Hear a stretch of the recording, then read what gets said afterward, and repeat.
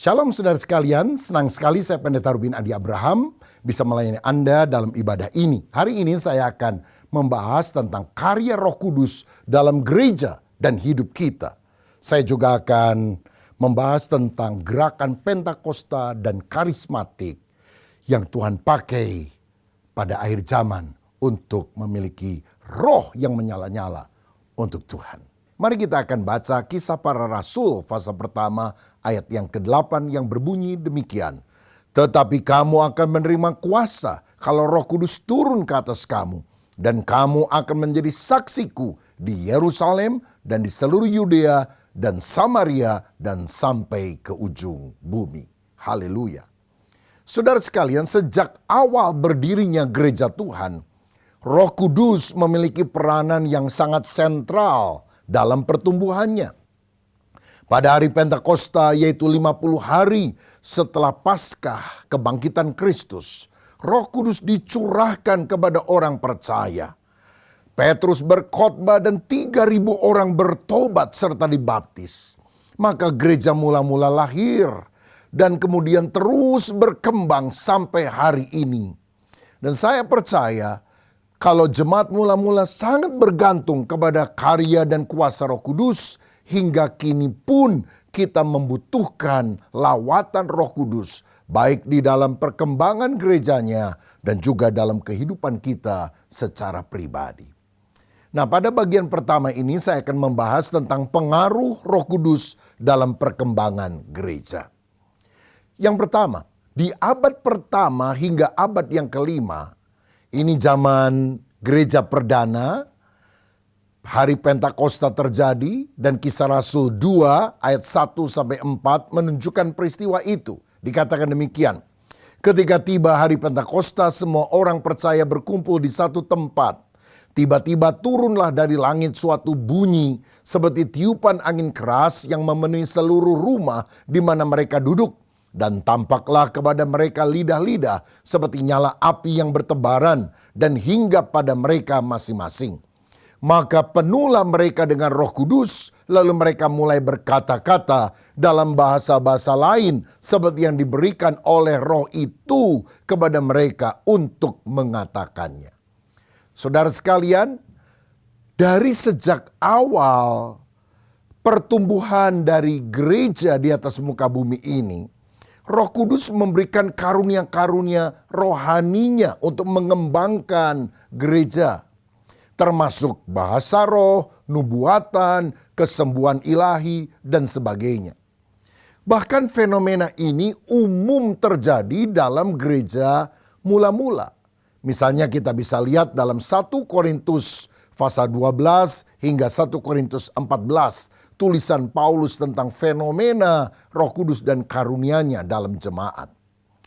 Nah, selanjutnya bapak-bapak gereja mencatat keberlanjutan karunia roh ini di dalam perkembangan gereja.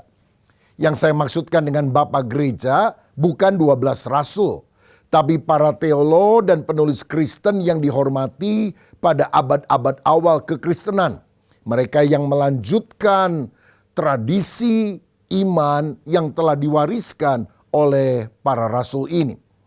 Antara lain adalah Polikarpus yang menjadi uskup agung di Smyrna. Dia adalah murid daripada Rasul Yohanes. Saudara, Polikarpus mengalami dan mengajarkan tentang karunia-karunia roh dalam kehidupan jemaat. Selanjutnya Irenaeus yang adalah murid Polikarpus dan juga Justinus Martir yang hidup tahun 100 sampai 165 Masehi, menyatakan bahwa orang Kristen masih melakukan pengusiran roh jahat, kesembuhan ilahi, bahkan membangkitkan orang mati. Setelah para rasul meninggal dunia semuanya, karunia Allah itu tetap berlanjut. Termasuk juga nubuatan serta berbicara dalam berbagai-bagai bahasa atau bahasa roh. Tokoh yang lain adalah Tertullianus. Ini adalah orang yang sangat dihormati dalam sejarah gereja karena dia adalah orang yang pertama mengembangkan pemahaman tentang doktrin Trinitas atau Tritunggal yang sampai hari ini dipegang teguh oleh gereja. Tertullianus juga berbicara tentang adanya manifestasi Roh Kudus dalam gereja pada masa hidupnya. Dia bilang beberapa orang Kristen mengalami penglihatan dan nubuatan pada saat berdoa.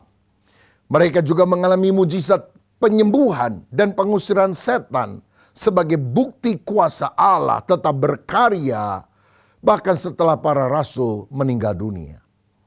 Tertullianus adalah orang yang mendukung gerakan Montanisme yang menghidupkan kembali karunia Roh Kudus yang tampaknya mulai berkurang dalam gereja secara umum pada waktu itu. Orang lain adalah Origenes. Dia adalah pemimpin gereja dari Alexandria, Mesir. Hidup tahun 185 sampai 254 Masehi atau abad 3.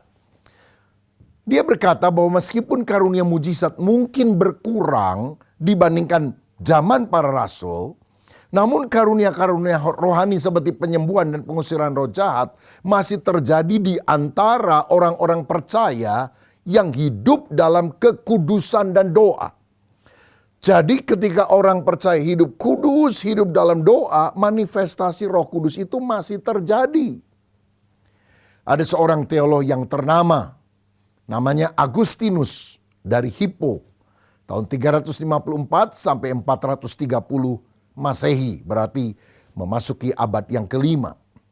Pada awalnya dia skeptis, kurang percaya terhadap karunia-karunia rohani dari Roh Kudus. Namun pada akhir hidupnya Agustinus mengakui keberadaan mujizat dan karunia Roh Kudus dalam gereja. Misalnya dalam karyanya The City of God, dia menulis bahwa mujizat-mujizat masih terjadi dan merupakan bagian dari pengalaman gereja. Nah, saya menyampaikan ini supaya saudara tahu bahwa dari abad pertama, kedua, ketiga, keempat, kelima, karya Roh Kudus itu masih nyata dan dicatat oleh para tokoh-tokoh Kristen yang berpengaruh. Ini menunjukkan bahwa karya Roh Kudus tidak berhenti. Apalagi seperti yang dipahami oleh kaum sesasionis bahwa karunia Roh Kudus termasuk bahasa roh, nubuat, kesembuhan sudah lenyap dengan meninggalnya para rasul. Ternyata di dalam catatan sejarah pandangan sesasionis ini tidak benar. Roh Kudus tetap berkarya walaupun manifestasinya setelah para rasul itu meninggal dunia tampaknya agak surut. Tetapi tetap ada secara sporadis di berbagai tempat. Nah, satu hal yang menarik yang saya mau bahas adalah pada abad kedua muncul sebuah gerakan yang namanya Montanis. Dari seorang yang bernama Montanus yang melayani bersama dengan dua orang wanita dengan karunia nabi, karunia bernubuat. Namanya Priscilla dan Maximilla. Mereka adalah orang yang sangat menekankan karunia Roh Kudus terutama nubuatan. Mereka juga berbahasa roh, seringkali mendapatkan vision, penglihatan yang mereka yakini dari Tuhan. Dan kelompok Montanis ini menekankan hidup dalam kesucian, termasuk berpuasa panjang dan larangan menikah bagi beberapa orang. Jadi ini kelompok yang sangat asketis, askese, mematikan keinginan daging supaya hidup suci karena mereka percaya bahwa Tuhan Yesus akan segera datang kembali pada waktu yang tidak kita duga. Maka kita harus mempersiapkan diri dalam hidup di dalam kekudusan. Saudara-saudara, memang pada akhir abad yang kedua, gerakan Montanis ini dipandang ekstrim oleh gereja pada umumnya. Bahkan konsili gereja Konstantinopel yang pertama tahun 381 Masehi, artinya abad keempat, secara resmi menetapkan Montanisme sebagai sekte atau ajaran sesat. Tetapi kita harus melihat bahwa munculnya Montanisme dengan menekankan hidup saleh, karunia Roh Kudus, walaupun pemahaman teologi mereka mungkin agak melenceng, ekstrim. telah membuka kesadaran awal bahwa Roh Kudus bukan sekedar doktrin yang kita percaya dengan akal kita, tetapi dia adalah pribadi yang tetap bekerja dalam kehidupan gereja dan juga menunjukkan bahwa karunia Roh terus berlanjut setelah zaman para rasul. Nah, beberapa orang di kemudian hari menghubungkan fenomena montanisme ini dengan munculnya gerakan Pentakosta dan karismatik pada abad yang ke-20. Yang dalam beberapa hal menunjukkan memang ada kesamaan ciri. Namun tentu ada perbedaan yang mencolok. Nanti kita akan bahas.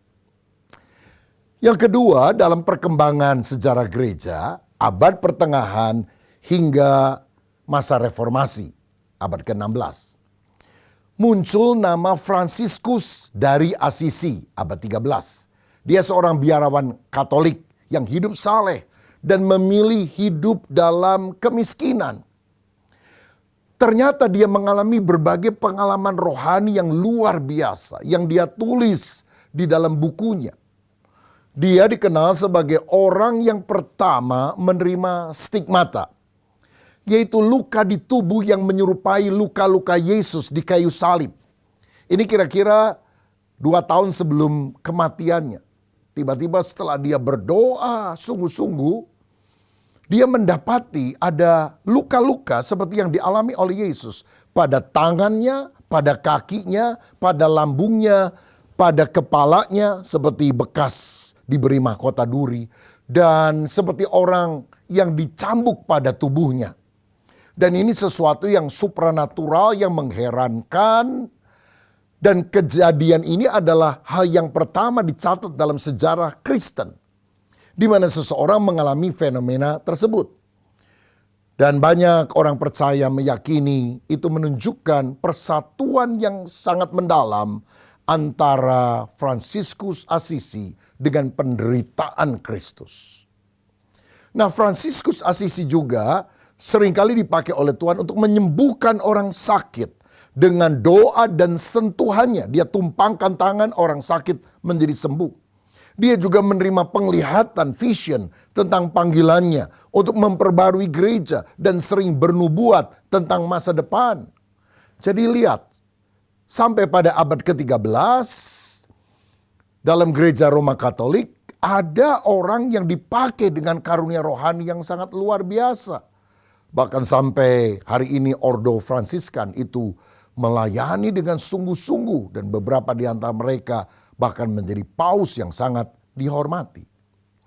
Saudara-saudara, berikutnya ada gerakan Anabaptis abad 16. Ini adalah bagian daripada reformasi Protestan yang dimulai oleh Martin Luther tahun 1517. Yang sangat menekankan baptisan untuk orang dewasa, bukan untuk anak-anak. Baptisan juga dilakukan dengan cara penyelaman, bukan percik. Gerakan Anabaptis ini juga sangat menekankan kehidupan kudus, holiness.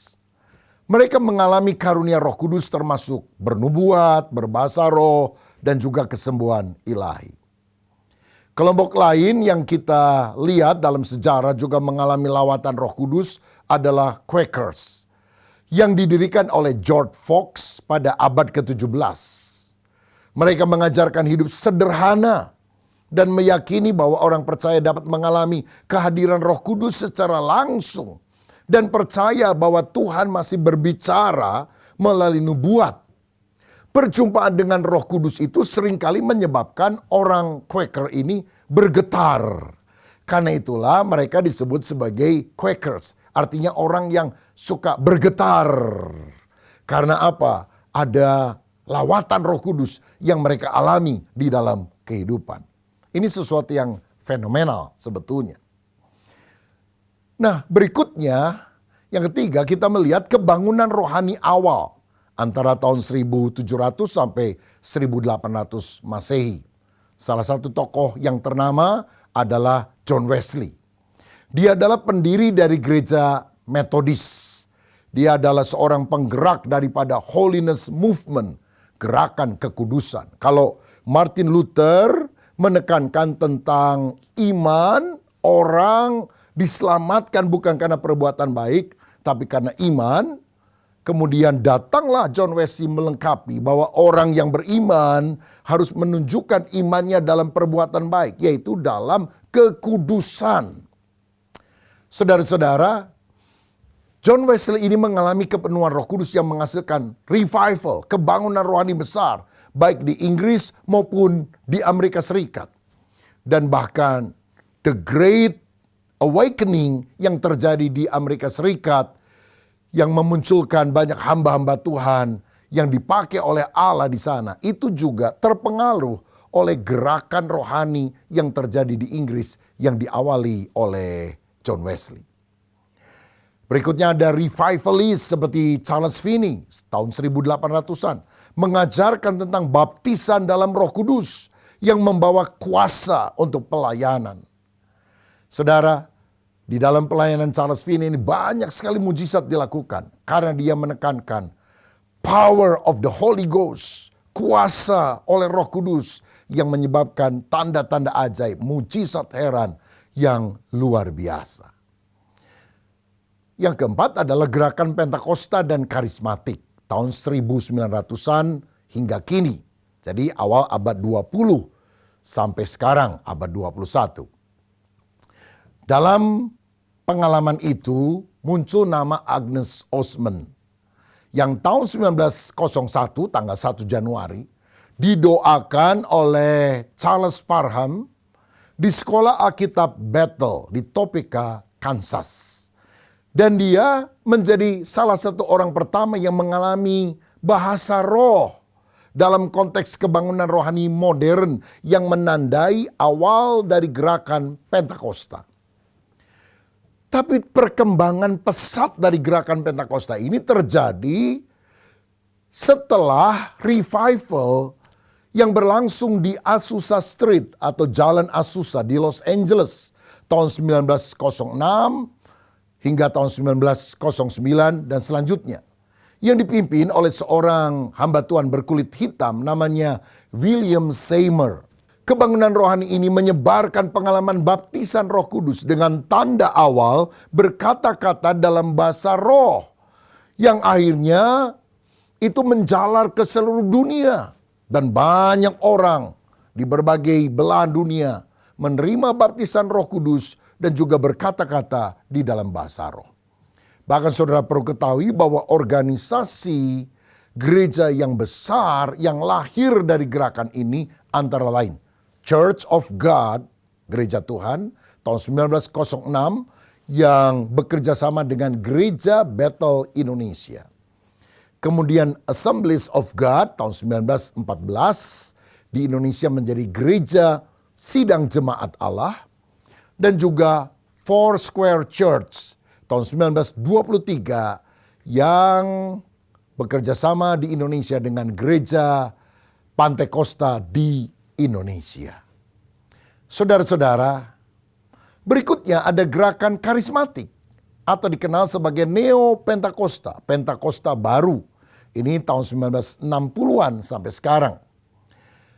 Karya Roh Kudus yang semula dialami oleh orang-orang yang kemudian membuat denominasi Pentakosta sejak 1960-an juga dialami oleh gereja-gereja Protestan, gereja non-Pentakostal yang merupakan gereja mainstream, arus utama, dan juga masuk ke gereja Roma Katolik. Ada beberapa tokoh awal, misalnya Dennis Bennett dari gereja Protestan yang kemudian mengakui tahun 1960 bahwa dia juga penuh dengan Roh Kudus, dan ini mengagetkan banyak orang karena selama ini orang berpikir yang penuh Roh Kudus, bahasa roh, nubuatan itu hanya orang Pentakosta. Ternyata gereja arus utama juga ngalami lawatan Roh Kudus. Muncullah orang lain seperti Oral Roberts, Catherine Kuhlman dengan karunia mujizat kesembuhan ilahi yang sangat luar biasa. Juga John Wimber yang memperkenalkan pelayanan mujizat dan kesembuhan kepada gereja Tuhan secara luas. Saudara, gerakan karismatik ini kemudian berkembang di berbagai denominasi. Seperti saya tadi katakan, bukan hanya kelompok Pentakosta, tapi juga Protestan dan juga gereja Katolik. Nah, sekarang saya mau bahas hal ini. Pada masa kini ada orang yang menyamakan gerakan Pentakosta dan karismatik yang berkembang luar biasa sekarang. Ada yang menduga kelompok Pentakosta itu kira-kira sekarang pengikutnya 600 juta, karismatik kira-kira 400 juta. Jadi hampir 1 miliar. Wow, ini jumlah yang sangat besar kalau memang benar bahwa hampir 1 miliar seluruh orang Kristen di seluruh dunia mengalami karya Roh Kudus dalam hidupnya dengan tanda yang supranatural. Ada yang menyebutkan bahwa gerakan Pentakosta dan karismatik itu mirip dengan gerakan Montanisme yang muncul pada abad kedua yang kemudian dianggap sebagai sekte. Nah saudara, walaupun dalam beberapa aspek ada persamaannya, namun ternyata ada perbedaan yang besar. Sehingga gerakan Pentakosta karismatik tidak bisa dianggap sebagai sekte sesat. Apa saja persamaan utamanya? Yang pertama, penekanan pada Roh Kudus. Kedua, gerakan ini percaya bahwa Roh Kudus masih bekerja secara aktif dan karunia-karunia Roh Kudus tidak berhenti di zaman rasul-rasul. Jadi Montanisme maupun Pentakosta karismatik adalah kelompok non-sesasionis. Tidak percaya bahwa karunia Allah berhenti setelah zaman rasul. Yang kedua, pengalaman spiritual. Kedua gerakan ini, Montanisme dan Pentakosta karismatik, memandang pengalaman pribadi bersama Roh Kudus, misalnya ekstase, nubuat, bahasa roh, sebagai elemen penting dalam kehidupan Kristen. Yang ketiga, gerakan pembaruan. Muncul berbagai bentuk protes terhadap kemerosotan rohani atau kompromi dalam gereja pada zamannya. Sehingga yang mereka suarakan adalah roh yang menyala-nyala, ibadah yang berapi-api, penginjilan yang semangat. Dan saya rasa ini sesuatu yang penting. Namun ada perbedaan utama antara kelompok Montanis abad 2 dengan Pentakosta karismatik mulai abad 20 dan selanjutnya. Yang pertama, otoritas wahyu. Montanisme menganggap bahwa wahyu baru dari Roh Kudus sejajar dengan Alkitab. Bahkan bisa mengungguli ajaran gereja rasuli.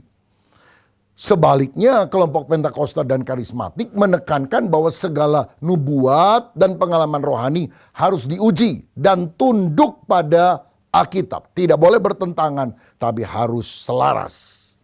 Yang kedua, keterlibatan dalam gereja umum. Montanisme cenderung eksklusif, menarik diri dari struktur gereja ortodoks. Sedangkan gereja Pentakosta karismatik banyak diantaranya yang tetap dalam denominasi utama gereja mainstream atau membentuk denominasi baru namun secara sah. Sehingga bisa melayani berdampingan dengan gereja yang sudah lebih established. Yang ketiga, pendekatan terhadap nubuat dan bahasa roh. Montanisme menganggap bahwa nubuat dianggap mutlak dan langsung dari Roh Kudus tanpa koreksi. Sedangkan kelompok Pentakosta dan karismatik menganggap nubuat bisa salah. Karena itu perlu diuji dan tidak boleh bertentangan dengan firman Allah. Saya percaya gerakan Pentakosta dan karismatik lebih alkitabiah dan lebih sehat jauh daripada gerakan Montanisme. Tetapi intinya gerakan Pentakosta karismatik menghidupkan kembali semangat kebangunan rohani dan pengalaman ilahi dalam kekristenan modern. Serta mendorong pelayanan kesembuhan, misi, dan komunitas penyembahan yang hidup. Sekarang bagian yang kedua, pengaruh positif gerakan Pentakosta karismatik. Yang pertama dalam gereja, munculnya pujian dan penyembahan yang dinamis. Sehingga gereja itu tidak kaku, tapi orang bergairah memuji menyembah Allah. Dan dalam liturginya ada waktu untuk memberikan penyembahan secara spontan kepada Allah. Termasuk berbahasa roh. Bukan untuk diartikan bagi orang banyak, tapi sebagai bahasa doa, bahasa penyembahan kepada Allah untuk membangun diri. Juga ada penekanan yang kuat pada doa dan kuasa Allah dalam kehidupan sehari-hari. Termasuk meyakini pelayanan kesembuhan dan melakukannya di dalam ibadah. Yang kedua dalam pelayanan, penginjilan dan misi yang agresif dan masif. Juga pemuridan berbasis kuasa Roh Kudus. Saudara-saudara, penuntasan amanat agung sangat ditekankan oleh kelompok Pentakosta dan karismatik. Tidak mau hanya sekedar menjadi orang Kristen nominal, tapi benar-benar menjadi orang yang menjangkau banyak jiwa, bersaksi tentang Yesus. Sehingga kalau kita lihat kebaktian kebangunan rohani di lapangan-lapangan, di tempat-tempat yang besar dengan ribuan, puluhan ribu orang sekali datang, ratusan ribu kadang. Itu biasanya dilakukan oleh kelompok Pentakosta dan karismatik.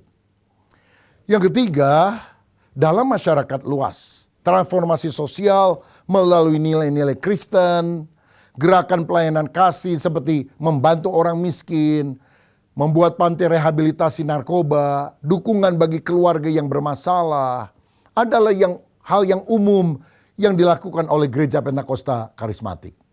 Keterlibatan dalam media dan teknologi untuk penyebaran Injil juga secara masif dilakukan oleh kelompok ini.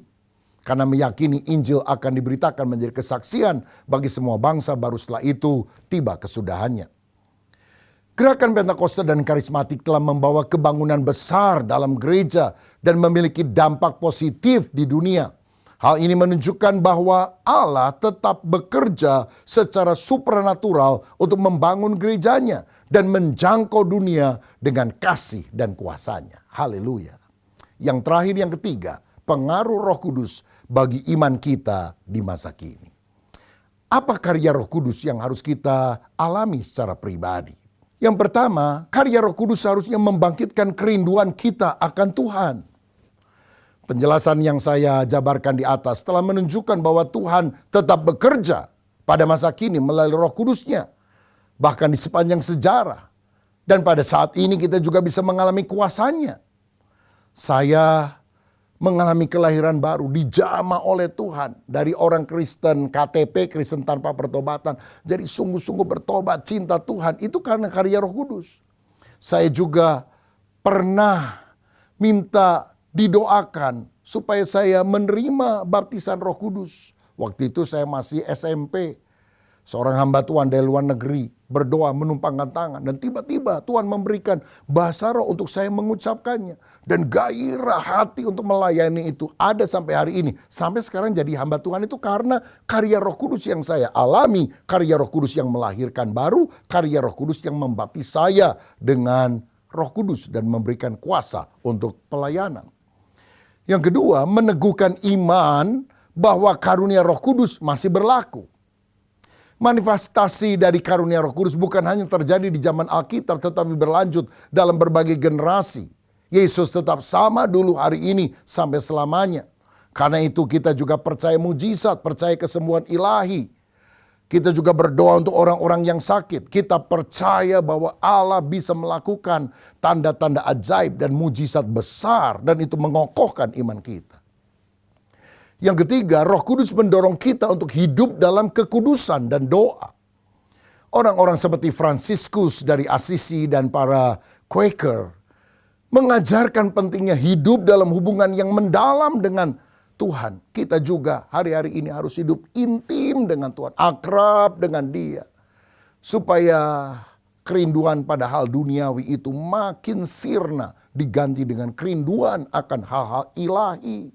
Kiranya itu juga ada dalam hidup saya dan saudara. Yang keempat, mengobarkan semangat penginjilan dan pelayanan. Seperti gerakan Montanis, Anabaptis, juga gerakan Pentakosta dan karismatik di masa kini mendorong kita untuk membawa kuasa Tuhan ke dalam dunia. Matius 28, Yesus bicara soal amanat agung, pergilah jadikan semua bangsa muridku, baptislah dan ajarlah mereka.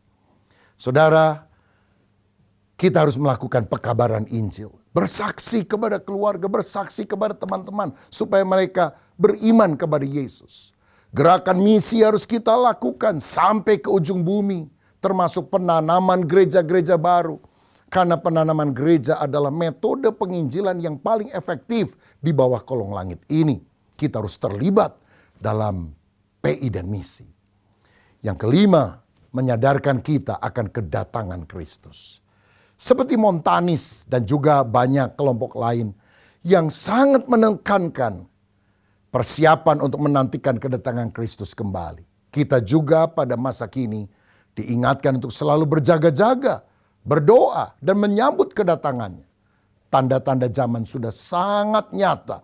Peperangan di mana-mana, gempa bumi di mana-mana, munculnya ajaran-ajaran sesat di mana-mana. Saya percaya tidak lama lagi Tuhan Yesus akan datang. Karena itu mari kita bersiap. Bukan seperti 5 gadis yang bodoh, tapi seperti 5 gadis yang bijaksana.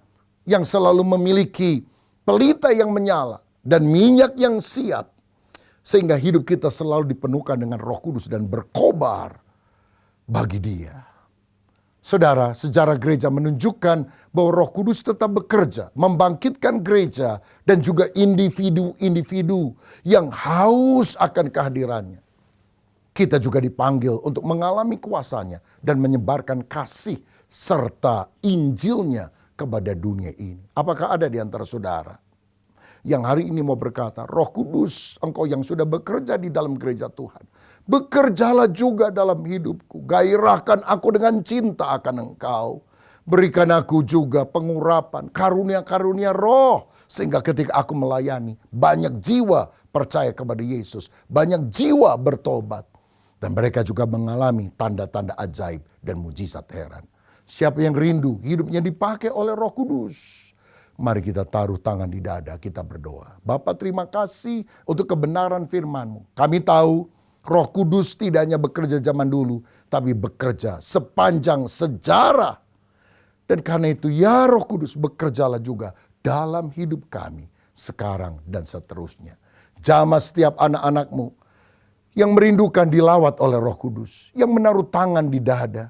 Dalam nama Yesus penuhlah dengan Roh Kudus. Dalam nama Yesus biarlah hatimu berkobar dengan kuasa Allah. Dan kau juga mengalami karunia-karunia Roh Kudus yang telah terjadi pada zaman rasul-rasul sepanjang sejarah gereja pada masa kini, bahkan sampai kedatangan Kristus kali kedua. Berkat atas kami dalam nama Tuhan Yesus. Haleluya. Amin.